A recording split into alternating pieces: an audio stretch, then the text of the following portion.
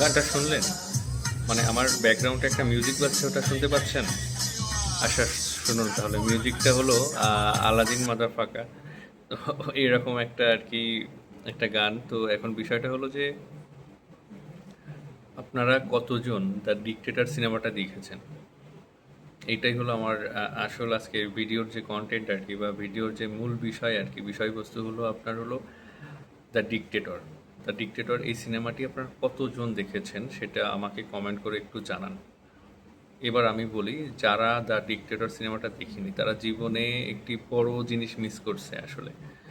সত্যি বলছি, মানে লাইফে একটা বড় জিনিস তারা কিন্তু মিস করছে, দ্য ডিক্টেটর সিনেমাটা যারা দেখেনি। তো ভাই, এর নায়ক নায়িকার নাম জানার কোনো প্রয়োজন, নায়িকা টাইকা নাই ভাই। না, সরি, না, নায়িকা আছে আর কি শেষের দিকে। তো নায়কের নামটাও জানার দরকার নেই। তারা নায়কের নামটা আমি একটু গুগলে দেখি, কি যেন নাম। আহ, সাচি বারন কোহেন, এরকম কোনো কিছু একটা হবে, আসলে আমি উচ্চারণ করতে পারছি না। যাই হোক, আহ, এটা আসল বিষয় না। বিষয় হলো দ্য ডিক্টেটর সিনেমার যে কাহিনী আর কি, আমি আপনাদের একটা বলি। মানে ডিক্টেটরশিপ আর কি, তো বোঝেন।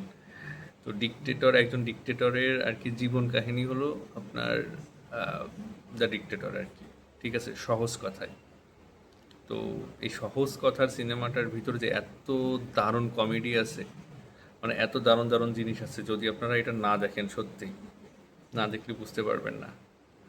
তো আমি এখনও বলছি, আবারও বলছি, যারা এখনও পর্যন্ত দ্য ডিক্টেটর সিনেমাটা দেখেননি তারা ভাইয়া একদিনও দেরি করেন না, হ্যাঁ, একদিনও দেরি করেন না, আজকেই দেখেন যান, আজকেই।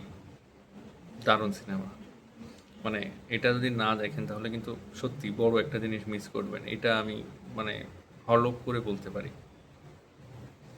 তো আর যদি সিনেমাটা দেখার পরে যদি ভালো লাগে, যদি আসলেই মজা পান, তাহলে আমার এই ভিডিওটিতে তখন এসে লাইক কমেন্ট করে দিয়ে যেন, আর এই চ্যানেলটা সাবস্ক্রাইব করেন।